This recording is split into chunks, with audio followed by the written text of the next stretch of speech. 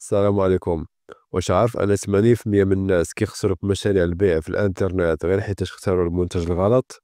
غادي نعطيك اليوم أهم النقاط اللي غادي خصك تركز عليها. أول حاجة الجودة. منتج واحد فيه عيب كافي باش يخلق لك مشاكل في الكاش عند التسليم وتخسر السمعة ديالك. تاني حاجة، المنتج خاصو يكون خفيف وصغير باش ما تلقاش مشاكل بزاف مع شركات التوصيل وما يطلعش الشحن غالي.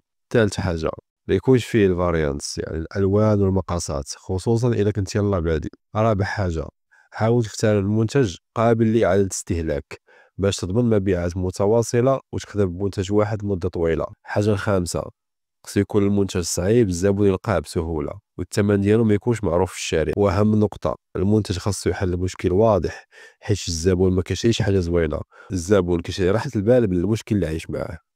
اذا قبل ما تصرف اي درهم في الاعلانات ركز على اختيار المنتج الصح